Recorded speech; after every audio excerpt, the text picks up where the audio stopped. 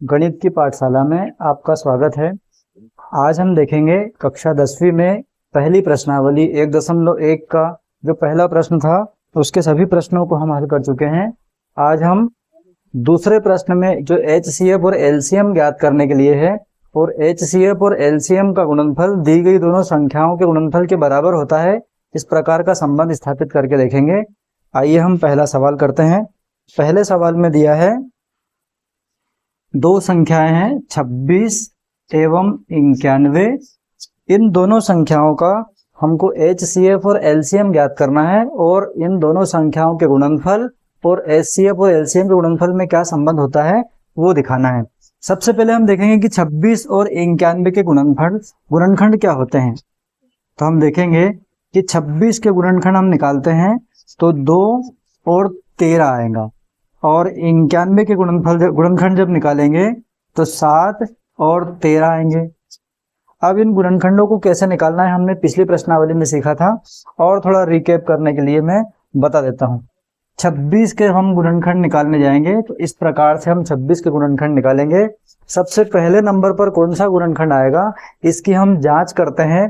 अगर इकाई का अंक हमारा 0, 2, 4, 6 और 8 में से कोई है, इकाई का अंक मतलब पहले स्थान पर राइट साइड में जो अंक है वो इकाई का अंक होता है, वो 0, 2, 4, 6, 8 में से कोई होगा तो इसका पहला गुणनखंड जो है वो 2 होगा। और 2 जब भी गुणनखंड के रूप में आता है तो दी गई संख्या का ये वाला जो भाग है वो इसकी आधी हो जाती है। मतलब 26 में हम 2 का जब भाग देंगे तो यहाँ पर आ जाएगा इसका आधा, मतलब 13 आ जाएगा। और 13 अभाज्य संख्या होती है, ये किसी के पहाड़े में नहीं आती, यह स्वयं के पहाड़े में आती है, एक के पहाड़े में आती है। तो ऐसी संख्या का गुणनखंड वो स्वयं संख्या होती है, मतलब 13 का भाग 13 में एक बार जाएगा।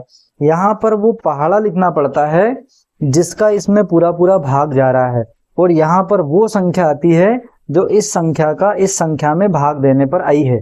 जैसे हम ऐसा देख सकते हैं कि 26 में हमने 2 का भाग दिया तो 2 का भाग 2 में गया एक बार, कुछ नहीं बचेगा, उतारी आएगी 6 की। फिर 2 का भाग 6 में देंगे तो 3 बार जाएगा और 6 से 6 कैंसिल हो जाएगा, यहाँ बचेगा हमारे पास 13। तो इस प्रकार हम भाग देकर भी देख सकते हैं कि 2 का भाग 26 में देंगे तो जो भागफल आएगा उसको यहाँ लिखते हैं, जिसका भाग दिया उसको यहाँ लिखते हैं। अगली बार हम 13 का 13 में भाग देंगे क्योंकि 13 ऐसी संख्या है जिसमें किसी और का भाग नहीं जाएगा। तो 13 के पहाड़े में 13 एक बार में आएगा, इसलिए एक यहाँ लिखेंगे भागफल को और जिसका भाग दिया उसको यहाँ लिखेंगे। इस प्रकार हमने निकाल लिया कि 26 के 2 गुणनखंड हो गए, एक 2 हो गया और एक 13 हो गया। तो यहाँ लिखा हमने 26 के 2 गुणनखंड, 2 एक बार है, गुणा लगाएंगे और 13 भी एक बार है। इसी प्रकार हम 91 के गुणनखंड निकालेंगे तो हम ये देखेंगे कि इसका इकाई का अंक जो है वो 0, 2, 4, 6, 8 में से कोई नहीं है। इसका मतलब यहाँ पर 2 पहला गुणनखंड नहीं आएगा। फिर हम चेक करेंगे कि क्या इसमें 3 गुणनखंड हो सकता है। तो हम देखेंगे कि इसके अंकों का योग कितना है। अंकों का योग हमने देखा तो 9 और 1 हो गया 10। 3 के पहाड़े में 10 नहीं आता है, इसलिए इसका पहला गुणनखंड 3 भी नहीं हो सकता। फिर हम देखेंगे कि क्या इसका पहला गुणनखंड 4 होगा। तो हम देख रहे हैं कि जब 2 का भाग नहीं जाता है तो 4 का भाग जाने की संभावना बहुत कम हो जाती है, तो इसका पहला गुणनखंड 4 भी नहीं होगा। फिर हम चेक करेंगे कि क्या इसका पहला गुणनखंड 5 होगा। तो हम देखेंगे कि इकाई का अंक न तो 0 है और न ही 5 है, इसलिए इसमें 5 का गुणनखंड 5 का भाग भी नहीं जाएगा। इसका मतलब इसका पहला गुणनखंड 5 भी नहीं हो सकता। फिर हम देखेंगे कि क्या इसका पहला गुणनखंड 6 होगा। तो हम ये देखेंगे कि न तो इसका पहला गुणनखंड 2 है और न ही पहला गुणनखंड 3 है, तो इसका पहला गुणनखंड 6 नहीं हो सकता। क्योंकि भाग देने का नियम होता है कि पहले किसी संख्या में अगर 6 का भाग जाएगा तो उस संख्या में 2 और 3 दोनों का भाग जाना चाहिए। इसका मतलब इसका पहला गुणनखंड 6 भी नहीं हो सकता। फिर हम इसको 7 के लिए चेक करेंगे कि क्या इसमें 7 का भाग जाएगा। तो देखेंगे 7 एकम 7 होता है, 9 में से 7 घटाएंगे तो यहाँ 2 बचेगा, उतारी आएगी 1 की, 21 हो जाएगा और 7 के पहाड़े में 21 जो है वो 3 बार में आएगा। इस प्रकार हमने देखा कि इस संख्या में 7 का पूरा पूरा भाग जा रहा है, तो यहाँ लिखेंगे 7 और 91 7 के पहाड़े में 13 बार में आया तो यहाँ हम लिख देंगे 13। और 13 के बारे में हम जान चुके हैं कि 13 में केवल 13 का ही भाग जाता है एक बार। तो हमने देखा कि 91 के हमारे पास दो गुणनखंड हो गए, एक हो गया 7 और एक हो गया 13, और दोनों एक एक बार है, इसलिए इनकी घात भी हमने एक एक लगा दी। अब निकालेंगे हम HCF। तो HCF निकाल रहे हैं हम दो संख्याओं का, 26 का और 91 का। तो हम देखेंगे HCF निकालना बड़ा आसान होता है। आपको केवल ये देखना है कि दी गई दोनों संख्याओं के गुणनखंडों में कॉमन नंबर कौन सा है। कॉमन नंबर मतलब जो दोनों में हो। तो देखेंगे 13 इसमें भी है और 13 इसमें भी है, तो जो कॉमन नंबर है वो गुणनखंड यहाँ पर आ जाएगा और वही HCF होगा। 2 इसके पास है लेकिन इसके पास नहीं है, इसलिए नहीं आएगा। 7 इसके पास है और इसके पास नहीं है, इसलिए 7 भी नहीं आएगा। केवल 13 ऐसी संख्या है जो दोनों में है। तो HCF तो हमारे पास हो गया इसका 13। LCM निकालने का तरीका होता है LCM, लीस्ट कॉमन मल्टीपल। ये निकालते हैं 26 और 91 का। यहाँ पर कोष्टक में आपको वो संख्याएं लिखना है जो हमको प्रश्न में दी हुई है, और जो निकालना है उसको यहाँ लिखना है। HCF निकालना है तो यहाँ लिखा, कोष्टक में दोनों संख्याएं लिख दी, बराबर लगाया, जो कॉमन फैक्टर है उसको यहाँ लिख देंगे। उसी प्रकार LCM निकालेंगे तो हम दोनों संख्याओं को फिर से कोष्टक में लिखेंगे, बराबर लगाएंगे। और अब देखेंगे LCM निकालते कैसे हैं। LCM निकालना और भी आसान है। आपको देखना है कि यहाँ पर क्या है, 2 लिख दीजिए, यहाँ पर क्या है 13 लिख दीजिए, यहाँ पर क्या है 7 लिख दीजिए, यहाँ पर क्या है 13 हम एक बार लिख चुके हैं। अब हमको डबल नहीं लिखना है, मतलब सभी नंबरों को लिखना है, लेकिन जो रिपीट हो जाए, 2 बार आ जाए, उसको नहीं लिखना है। लेकिन रिपीट भी कहाँ होना चाहिए, इसमें भी और इसमें भी। जैसे सपोज करो ऐसा मान लेते हैं कि यहाँ पर 13 होता लेकिन यहाँ एक ही बार होता, तो ये दोनों 13 में से तो एक बार आ जाता, लेकिन इस 13 को भी लिखना पड़ता। लेकिन ऐसी स्थिति नहीं है हमारे पास। तो हम ये देखेंगे एक ही संख्या में अगर रिपीट होगी कोई संख्या तो उसको हमको लिखना पड़ेगा, लेकिन अगर एक अंक ऐसा है जो दोनों में रिपीट हो रहा है केवल, तो उसको एक ही बार लिखना है। कुल मिलाकर जो कॉमन नंबर है वो एक बार लिखाएगा, बाकी बचे हुए सारे नंबर इसमें लिखाएंगे। अब हम देखेंगे कि इनका गुणा करने पर क्या आ रहा है। तो 13 का गुणा कर लेते हैं हम। 13 का गुणा 7 में करते हैं, तो 13 7 91, और 91 में गुणा करेंगे 2 का, तो 2 का गुणा करेंगे 2 एकम 2 और 2 नाम 18। इस प्रकार आपका LCM निकल कर आ जाएगा 182। बहुत आसान है। आपको गुणनखंड निकालने पर ज्यादा प्रैक्टिस करना चाहिए। कोई भी संख्या अगर आती है तो आपको गुणनखंड निकालते अगर आ गए तो HCF और LCM निकालना बहुत आसान है। HCF में जो गुणनखंड आया है उसमें से कॉमन नंबर उत्तर आएगा, और LCM में आपको क्या करना है, कॉमन नंबर को एक बार लिखना है, बाकी सारे नंबरों को लिखकर गुणा करना है। गुणा करने पर जो आएगा वो आपका उत्तर रहेगा। बहुत ही आसान सवाल है, परीक्षा में काफी समय मिलता है, कोई दिक्कत नहीं है। अगर आपको सवाल बनता है तो फिर आप उसको बहुत आसानी से कर सकते हैं, और मात्र 5 मिनट का समय भी इसमें लगता है। लेकिन अगर हमसे सवाल नहीं बनता है तो हम एक ही सवाल में 3 घंटे का समय भी लगा सकते हैं। इसलिए 3 घंटे का पर्याप्त समय रहता है, कोई दिक्कत वाली बात नहीं होती है। केवल आपको इसकी प्रैक्टिस करना रहता है। प्रैक्टिस करेंगे तो सवाल बहुत आसानी से बन जाएगा। दूसरे सवाल को देखते हैं। दूसरे सवाल में हमको दिया हुआ है 510 और 92। तो सबसे पहले हम देखते हैं कि 510 के गुणनखंड क्या निकलेंगे। यहां मैंने लिखा 510 और 92 मतलब 92। यहां निकालेंगे 510 के गुणनखंड। मैं आपको गुणनखंड निकाल कर भी दिखा देता हूं कि किस प्रकार से आप गुणनखंड निकालेंगे। गुणनखंड निकालने की जितनी आप प्रैक्टिस करेंगे उतना सवाल आपके लिए बहुत आसान हो जाएगा।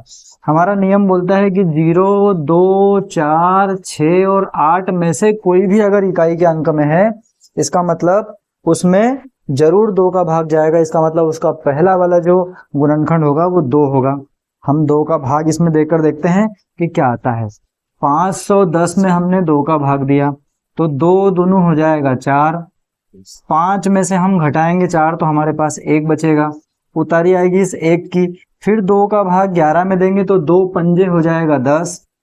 फिर 11 में से हम 10 को घटाएंगे तो 1 बचेगा, फिर उतारी आएगी हमारे पास 0 की, 10 हो जाएगा।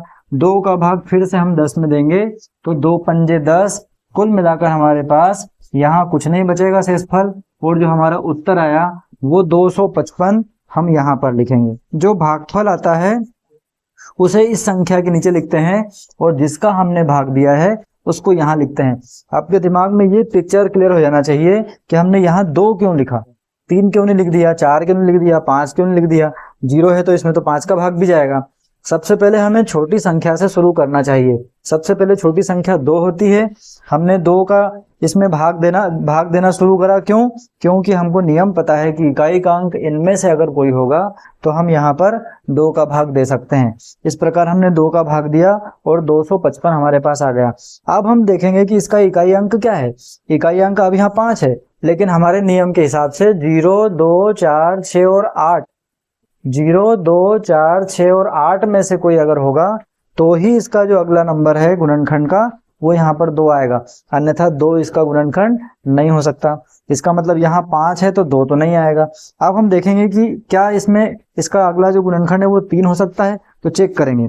इसको चेक करने का तरीका होता है कि जो संख्या आई है उसके अंकों का हम योग करें। तो हम देखेंगे कि 255 है, 255 में सभी अंकों को हम जोड़कर देखते हैं क्या होता है। 2, 5 और 5, तो देखा हमने 5 और 5 10, 10 और 2 को जोड़ने पर क्या आ रहा है 12। और 3 का पहाड़ा हम पढ़ के देखते हैं। 3 एकम 3, 3 दूनी 6, 3 तिया 9, 3 चौक 12, मतलब 3 के पहाड़े को 4 बार पढ़ने पर 12 आ जा रहा है। इसका मतलब यह है कि 255 और मतलब 510 में जो 2 का भाग दिया उससे 255 आया। अगला गुणनखंड हम निकालेंगे तो वह 3 होगा। इसका मतलब 255 में हमको अब 3 का भाग देकर देखना है। तो 255 में हमने 3 का भाग दिया, 25 में भाग देंगे तो 3 8 24 होता है, यहाँ लिखेंगे 8, ये हो गया 3 8 24। 25 में से 24 घटाएंगे तो 1 बचेगा, 5 में से 4 गई 1 और 2 में से 2 गई तो कुछ नहीं। अब उतारी आएगी 5 की, तो हम देखेंगे कि 3 के पहाड़े में 15 जो है वो 5 बार में आता है, तो यहाँ लिख देंगे 15 और 15 से 15 घट गया तो कुछ नहीं बचा। हमारा जो भागफल आया वो यहाँ पर लिखाएगा। तो यहाँ हमने लिख दिया 85 आया हमारे पास। भाग किसका दिया था हमने 3 का, तो 3 हमारा अगला गुणनखंड हो गया। अब हम देखेंगे कि क्या इसमें 3 का भाग जाएगा। अब इसको 2 से शुरू नहीं करेंगे, क्योंकि एक बार 2 का भाग जहाँ जाना बंद हो गया वहां 2 का अब आगे नहीं जाएगा। फिर हम देखेंगे कि हम 3 पर थे तो इसको 3 से चेक करेंगे क्या इसमें 3 का भाग जाएगा, मतलब यहाँ पर जो गुणनखंड आने वाला है वो 3 होगा या नहीं होगा। तो हम देखेंगे कि दी गई संख्या के अंकों को जोड़ते हैं। तो हमने जोड़ा 8 और 5, तो 8 और 5 को जोड़ने पर हमारे पास आया 13। 13 देखते हैं 3 के पहाड़े में आता है क्या। देखा हमने 3 एकम 3, 3 दूनी 6, 3 तिया 9, 3 चौक 12, 3 पंजे 15। 12 के बाद 15 आ गया, 13 नहीं आया। इसका मतलब 3 के पहाड़े में 13 नहीं आ रहा है, मतलब ये संख्या जो है वो 3 से पूर्णतः विभाजित नहीं होगी। इसका मतलब यहाँ जो गुणनखंड है वो 3 नहीं आएगा। अब हम 4 पर चलते हैं। हमने देखा कि जब 2 का भाग नहीं गया तो 4 भी सम संख्या है, मतलब उसमें भी 4 का भाग भी इस संख्या में पूरा पूरा नहीं जाना है। फिर हम देखेंगे कि क्या इसका अगला गुणनखंड 5 हो सकता है। तो 5 का नियम बोलता है कि या तो 0 हो या फिर 5 हो इकाई का अंक, तो उसमें 5 का पूरा पूरा भाग चला जाएगा। तो हम देखेंगे कि यहाँ पर इकाई का अंक जो है वो 5 है, इसका मतलब इसमें 5 का भाग जाएगा। तो यहाँ 5 का भाग देकर देखेंगे 85 में, तो 85 में मैंने दिया 5 का भाग, 5 एकम 5, यहाँ बचेगा 8 में से 5 गई 3, उतारी आएगी 5 की, और हम 5 के पहाड़े को पढ़ेंगे। 5 एकम 5, 5 दूनी 10, 5 तिया 15, 5 चौका 20, 5 छम 25, 5 छम 30, 5 सती 35, मतलब 7 बार पढ़ने पर हमारे पास 35 आ जाएगा। 5 में से 5 गई कुछ नहीं, 3 में से 3 गई कुछ नहीं, क्या बचेगा 17। अब मैंने आपको बताया था कि 11, 13, 17, 19 ऐसी अभाज्य संख्याएं अगर आ जाए तो वो स्वयं के पहाड़े में आती है या 1 के पहाड़े में आती है। इसका मतलब इसमें किसी और संख्या से हमको ट्राई करने की आवश्यकता नहीं है। यहाँ लिखेंगे 17 के पहाड़े में 17 एक बार में आ जाएगा। इस प्रकार आप बेसिक से गुणनखंड निकालना सीख जाएंगे तो कुछ समय आपको भाग देना पड़ेगा, लेकिन जब आप रिवीजन करेंगे तो फिर आपको इसकी आवश्यकता नहीं पड़ेगी, ये आपको ऑटोमेटिक आना शुरू हो जाएंगे। लेकिन जब हम कुछ भी नया काम करते हैं तो हमको बेसिक से चलना जरूरी होता है। बेसिक से चलेंगे तो हमारे दिमाग में सारी पिक्चर क्लियर होती चलती है, और जब एक बार पिक्चर क्लियर हो जाती है तो हमारा दिमाग खुद ही स्टेपों को अलग अलग तरीके से मॉडिफाई कर देता है, और कुछ स्टेप हमारे दिमाग में ऑटोमेटिक वो गायब करके अगले स्टेप पर हमको ले जाता है। दिमाग बहुत पावरफुल होता है, लेकिन उसको पहले हमको बेसिक देना बहुत जरूरी होता है। इस प्रकार आप बेसिक से काम करेंगे तो आपको दिक्कत नहीं होगी। ये हमने देख लिया कि 510 के गुणनखंड किस प्रकार से निकालते हैं। अब हम देखेंगे कि 92 के गुणनखंड हम किस प्रकार निकाल सकते हैं। फिर हमने देखा कि इकाई का अंक 0, 2, 4, 6, 8 में से कोई है, 2 है। इसका मतलब यह है कि इसका जो पहला गुणनखंड है वो 2 होगा। 2 होगा तो हम देख लेते हैं कि 92 में हम 2 का भाग देंगे। यहाँ पर क्या संख्या आएगी उसको निकालने का तरीका ये है कि आप भाग देकर देखो, जो भागफल आएगा उसको यहाँ लिखेंगे। 2 का भाग देंगे 9 में, तो 2 चौक 8 होता है। 9 में से 8 जाएगी, 1 बचेगा, उतारी आएगी 2 की, यहाँ हो जाएगा 12, और 2 के पहाड़े में 12 जो है वो 2 एकम 2, 2 तिया 6, 2 कम 2, 2 दूनी 4, 2 तिया 6, 2 चौक 8, 2 पंद्रह, 2 छंग 12। मतलब कितनी बार में आ जाएगा? 6 बार में। 2 में से 2 गई कुछ नहीं, 1 में से 1 गई कुछ नहीं, कितना बचा? भागफल जो आया वो है वो है 46, मतलब 46। फिर देखेंगे कि इसका जो आखिरी वाला अंक है या इकाई का अंक है वो 4 है। इसका मतलब इनमें से फिर से एक अंक है, इसका मतलब फिर से अगला जो गुणनखंड होगा वो 2 होगा। कभी हम जब इस प्रकार की संख्याएं देख ले कि ये वाली भी 2 के पहाड़े में आती है और ये वाली भी 2 के पहाड़े में आती है, तो हम थोड़ा दिमाग लगा सकते हैं कि 4 कितनी बार में आएगा 2 के पहाड़े में? 2 एकम 2, 2 दूनी 4, तो हम यहाँ 2 लिख दें। और 6 कितनी बार में आएगा? तो 2 एकम 2, 2 दूनी 4, 2 तिया 6, तो यहाँ हम लिख सकते हैं 23। कैसे लिख देंगे? तो भाई 4 को देखा हमने 2 के पहाड़े में 2 बार में आया, 6 को देखा हमने 3 बार में आया। और अगर हमको नहीं समझ में आ रहा है, हम और ज्यादा बेसिक्स चलना चाहते हैं, तो जैसे हमने 92 में 2 का भाग दिया तो 46 आया, ऐसे ही हम 46 में 2 का भाग देके देख लेते हैं। 2 के पहाड़े में 4 जो है वो 2 बार में आ जाएगा, उतारी किसकी आएगी? 6 की। फिर 2 के पहाड़े में 6 जो है वो 3 बार में आ जाएगा। इस प्रकार हमारा जो भागफल है वो 23 आया, और वो 23 यहाँ पर आ जाएगा। फिर आप देखेंगे कि 23 किसी के पहाड़े में नहीं आता, वो स्वयं के पहाड़े में आता है, अभाज्य संख्या है, तो यहाँ लिख देंगे हम 23 के पहाड़े में 23 एक बार में आएगा। इस प्रकार हम गुणनखंड निकालना अगर बेसिक से सीख गए तो फिर कोई दिक्कत आपको परीक्षाओं में नहीं होगी। हम देखेंगे कि 510 के हमारे पास जो गुणनखंड है वो क्या क्या आए हैं। 2 आया है, 3 आया है और 5 आया है। यहाँ लिखेंगे 2 एक बार है, 3 एक बार है और 5 एक बार है।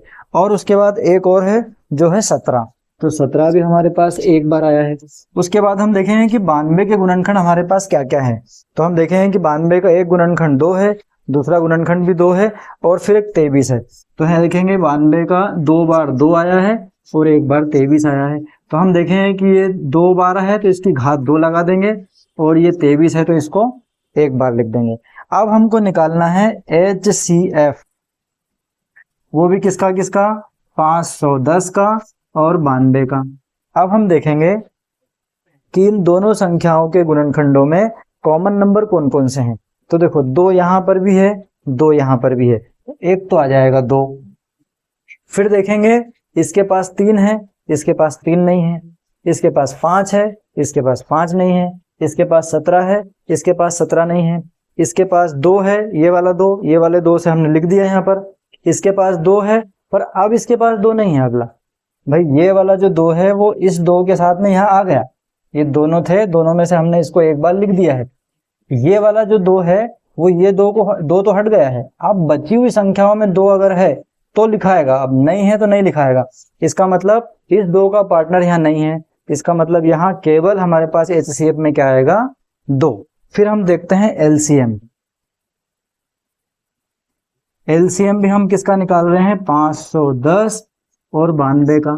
तो हम देखेंगे कि इसका सबसे आसान तरीका ये होता है कि जो अंक सभी में है, जो इसमें भी है और इसमें भी है, उनको हम सबको लिख लें और जो कॉमन है उसको एक बार लिखें।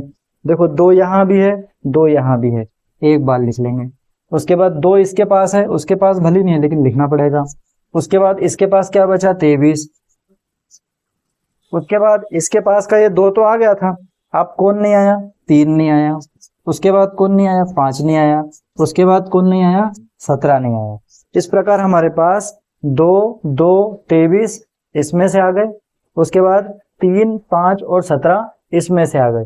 ये 2 क्यों नहीं आया? क्योंकि वो 2 इसके साथ में आ गया। जो कॉमन नंबर है उसको एक बार लिखना है, बाकी बचे हुए सारे नंबरों को लिखना है। इस प्रकार हम इसका गुणा करके देखेंगे तो संख्या हमारे पास निकल कर आएगी 23,460। 23,460 संख्या निकल कर आ जाएगी।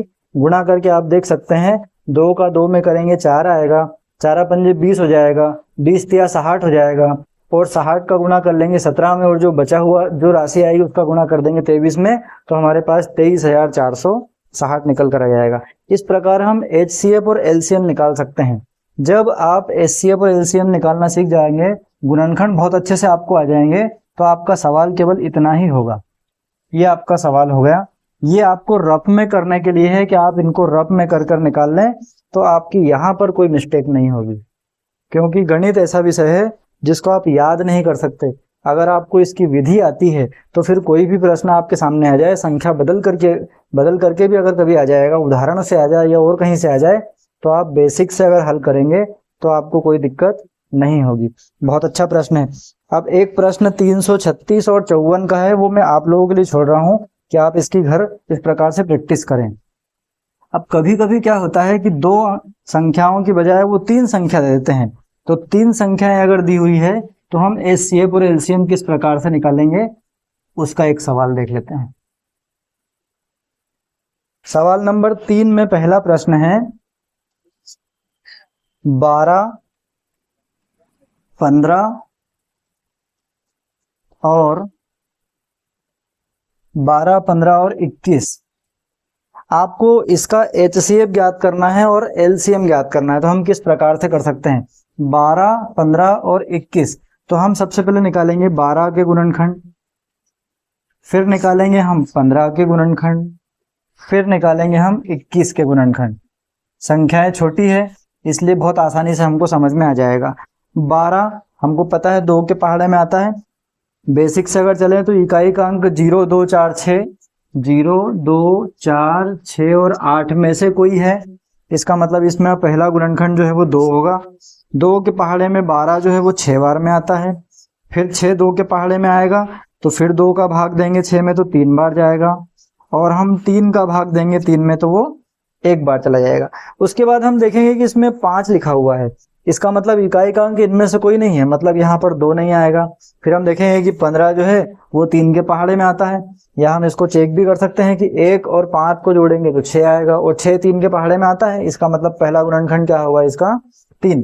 तो 3 का भाग हम 15 में देते हैं या 3 का पहाड़ा पढ़ते हैं तो 5 बार में आएगा, और 5 के पहाड़े में 5 जो है वो 1 बार में आएगा। इसी प्रकार इसका इकाई का अंक हम देखेंगे तो 1 है, मतलब इनमें से कोई नहीं है। इसका मतलब इसमें 2 का भाग तो नहीं जाएगा, 2 के पहाड़े में ये नहीं आता। फिर 3 का चेक करेंगे, तो 3 का चेक करने का तरीका है कि इसको और इसको जोड़ेंगे तो 2 और 1 जुड़ेगा तो आएगा 3, और 3 के पहाड़े में 3 आता है। इसका मतलब इसका पहला गुणनखंड 3 होगा। तो 3 का पहाड़ा पढ़ेंगे तो 21 कितनी बार में आएगा, 3 सते 21 मतलब 7 बार में, और 7 के पहाड़े में 7 जो है वो 1 बार में आ जाएगा। इस प्रकार हम देखेंगे कि जो 12 है उसके गुणनखंड हमारे पास हुए 2 गुणा 2 गुणा 3। इसका मतलब 2 कितनी बार, 2 बार। 3 कितनी बार, 1 बार। फिर हम देखेंगे कि 15 हमारे पास आया है, और 15 के गुणनखंड है हमारे पास 3 और 5। और उसके बाद में हमारे पास जो अगला गुणनखंड है, अगली संख्या जो है वो 21 है, और इसके गुणनखंड हमारे पास आए हैं 3 और 7। अब हम निकालेंगे इसका HCF। तो हमने देखा कि HCF निकाल रहे हैं हम किसका, 12, 15 और 21 का। तो हम देखेंगे कि जो तीनों में एक कॉमन गुणनखंड रहेगा वो हमारा उत्तर रहेगा। तो हम देखेंगे कि इसके पास 2 है लेकिन इनके पास नहीं है, इसका मतलब 2 नहीं हो सकता। जब ये 2 नहीं है तो ये 2 भी नहीं होगा, क्योंकि ये 2 है लेकिन यहाँ पर 2 है नहीं कुछ।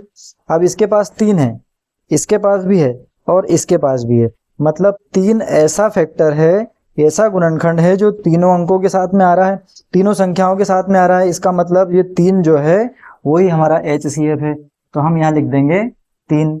LCM निकालने का तरीका होता है कि हम क्या करें, सभी गुणनखंडों को लिखें लेकिन जो कॉमन आया है उसको एक बार लिखें। तो देखो ये 2 भी आएगा, ये 2 भी आएगा, ये 2 को भी लिखेंगे, ये 2 को भी लिखेंगे। उसके बाद हम इस 3 को भी लिखेंगे और 5 को भी लिखेंगे। ये 3 को क्यों लिखा, क्योंकि ये वाला 3, ये वाला 3 और ये वाला 3 एक ही है, तो हम 3 को एक बार लिख देंगे। उसके बाद हम देखेंगे कि हमारे पास 5 है और 7 है, तो हम यहाँ लिखेंगे 5 और यहाँ लिखेंगे 7। इस प्रकार हमने ये 2 दोनों बार लिख दिया, ये 3 तीनों में था, एक बार आया, फिर ये 5 आया और फिर ये 7 आया। अब इसका गुना करके हम देख लेंगे कि 7 का पहाड़ा 5 बार पढ़ेंगे 7 बने 35 होता है। 35 का पहाड़ा हम 2 बार पढ़ेंगे तो 70 आएगा। 70 का पहाड़ा हम 2 बार पढ़ेंगे तो 140 आएगा। और 140 में आप गुना करके देख लीजिए तो 14 3 42 और 0 का 0, मतलब आपका जो एलसीएम है वो आ जाएगा 420 और आपका जो एचसीएफ था वो आ जाएगा 3। इस प्रकार हम छोटी छोटी 3 संख्याएं जो दी हुई थी उनके हमने गुणनखंड निकाल लिए। इनको भी हम आगे लिख सकते हैं इसी प्रकार से कि 3 जो है वो एक बार है और 5 है वो एक बार है। यहाँ भी जो 3 है वो एक बार है और जो 7 है वो एक बार है। इस प्रकार हम तीनों संख्याओं के गुणनखंड निकाल सकते हैं और गुणनखंड निकालने के बाद में जो तीनों संख्याओं में कॉमन गुणनखंड था वो हमारा एचसीएफ हो जाएगा और जो एलसीएम निकालेंगे हम कॉमन वाले को एक बार लिखेंगे, बाकी सभी फैक्टरों को लिख देंगे और उनका आपस में गुणा कर लेंगे। गुणा करने पर जो संख्या आएगी वो आपका एलसीएम होगा। इस प्रकार इसके 2 सवाल और है, 17, 23 और 29 और एक है 8, 9 और 25। तो मैं इसमें से जो 8, 9 और 25 वाला सवाल है, दोनों सवालों में एक कॉमन चीज है कि इनका एचसीएफ अलग हट के आ रहा है। मैं आपको एक सवाल दिखा देता हूं कि किस प्रकार से ऐसी अगर सिचुएशन बनती है तो उसकी किस प्रकार से हम एचसीएफ और एलसीएम निकाल सकते हैं। तो सवाल नंबर इसका 3 है, इसे देखते हैं क्या होता है।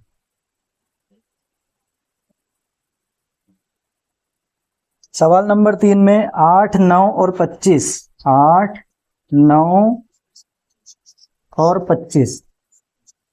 तो हम देखेंगे कि 8 के गुणनखंड निकालना है, 9 के गुणनखंड निकालना है और 25 के गुणनखंड निकालना है। तो हम देखेंगे 8 ये 0, 2, 4, 6 और 8 में से ही कोई है। इसका मतलब पहला गुणनखंड जो है वो 2 होगा। 2 के पहाड़े में 8 कितनी बार में आता है? 4 बार में। फिर 2 के पहाड़े में 4 कितनी बार में आता है? 2 बार में। और 2 के पहाड़े में 2 कितनी बार में आता है? 1 बार में। 9 के बारे में हमको पता है कि ये 3 के पहाड़े में आता है, 2 के पहाड़े में आता नहीं है, 2 हम चेक नहीं करेंगे। 3 के पहाड़े में 9 कितनी बार में आएगा? 3 बार में। और 3 के पहाड़े में 3 कितनी बार में आएगा? 1 बार में। 25 जो है न 2 के पहाड़े में आएगा न 3 के पहाड़े में आएगा। कैसा है? क्योंकि यहाँ पर इकाई का अंक इनमें से कोई नहीं है, इसलिए 2 का भाग जाएगा नहीं। उसके बाद यहाँ 5 और 2 को जोड़ेंगे तो 7 आएगा। 7 आएगा, इसका मतलब 7 3 के पहाड़े में आता नहीं है, इसलिए 3 के पहाड़े में भी नहीं आएगा। लेकिन 25 जानी पहचानी संख्या है, इसमें 5 का भाग चला जाएगा, ज्यादा हमको दिमाग लगाने की आवश्यकता नहीं है। 25 5 के पहाड़े में 5 बार में आता है और 5 5 के पहाड़े में 1 बार में आता है। हम देखेंगे कि 8 के हमारे पास गुणनखंड हो गए 2 गुणा 2 गुणा 2 3 बार। उसके बाद 9 के हमारे पास गुणनखंड हो गए 3 गुणा 3 और 25 के हमारे पास गुणनखंड हो गए 5 गुणा 5। अब हम निकालेंगे एचसीएफ। थोड़ा जादुई प्रश्न है। 8, 9 और 25। जब हम कुछ नया करना सीखते हैं तो फिर ऐसे सवाल जब हमारे सामने आते हैं तो हमारा बेसिक थोड़ा सा गड़बड़ा जाता है कि अरे बोला था कि जो कॉमन नंबर है वही हमारा एचसीएफ होगा, लेकिन इसमें हम देखेंगे कि 2 इसके पास है पर इनके पास है ही नहीं। ये सब 2 है लेकिन इनके पास 2 नहीं है। इसके पास 3 है जो इनके पास नहीं है, इसके पास 5 है वो इनके पास नहीं है। ऐसी स्थिति जब भी बन जाती है तो आपको क्या करना है, जो लास्ट में 1 आया है, जैसे ये 1 है, अब हम 1 में 1 का भाग देंगे तभी 1 आ जाएगा। इसमें भी ऐसे ही हम करेंगे, 1 में 1 का भाग देंगे तो 1 आ जाएगा। यहाँ भी हम क्या करेंगे, 1 में 1 का भाग देंगे तो 1 आ जाएगा। इसका मतलब 1 भी इसका एक फैक्टर हो सकता है। तो हम क्या करेंगे, यहाँ पर भी 1 लिखेंगे, यहाँ पर भी 1 लिखेंगे, यहाँ पर भी 1 लिखेंगे। ये कब की स्थिति बनेगी हमारी, जब हमारे पास कोई भी कॉमन नंबर, मतलब ऐसा कोई भी अंक न आए जो तीनों में हो। उस स्थिति में हम क्या करेंगे, इन तीनों में एक एक और आगे बढ़ा देंगे और एक एक हमारा गुणनखंड यहाँ पर लग जाएगा। अब हम देखेंगे कि एचसीएफ निकालने में एक वो संख्या है जिसका इन तीनों में भाग जाता है, मतलब एक वो गुणनखंड एक है जो इनका एचसीएफ होगा। यही जादुई चीज थी इसमें। बाकी एलसीएम निकालना तो जैसा हम पहले कर रहे थे वैसा ही हमको करना है। क्या करेंगे, 2 भी आएगा हमारा तो 2 गुणा 2 गुणा 2, 3 भी आएगा और 5 भी आएगा। इस प्रकार हम इनका गुणा कर लेंगे तो 5 25 हो जाएगा, 25 से 75, 75 का अगर हम 2 में करते हैं तो 150, 150 का इसमें करेंगे तो हो जाएगा 150 का 300, 300 का हो जाएगा 300 का 600, 600 का फिर इस 300 में कर देंगे तो हो जाएगा 1800, मतलब 1800 जो है वो आपका आ जाएगा एलसीएम। इस प्रकार हम एचसीएफ और एलसीएम निकाल सकते हैं। जब भी आपको ऐसी स्थिति दिखे कि 8, 9 और 25 के गुणनखंड निकाले हमने। गुणनखंड निकालने के बाद में ऐसा कोई अंक हमको नहीं मिला जो इन तीनों में हो, तो हम फिर उसको 1 से और आगे बढ़ा देंगे और वो एक जो गुणनखंड रहेगा वही हमारा HCF होगा। और LCM निकालने में हमने देख लिया कि सभी अंकों को लिखना पड़ता है और कॉमन को एक बार लिखते हैं, लेकिन कॉमन इसमें एक ही है, तो अगर हम एक को लिख देंगे तब भी कोई फर्क नहीं पड़ेगा और एक को नहीं लिखेंगे तब भी कोई फर्क नहीं पड़ेगा, क्योंकि 1800 में अगर हम एक का गुना कर भी देते हैं तब भी हमारे पास जो उत्तर है वो 1800 ही होगा। इस प्रकार हम LCM और HCF निकाल सकते हैं। बाकी आगे के प्रश्नों को हम कल की अगली क्लास में देखेंगे। Thank you.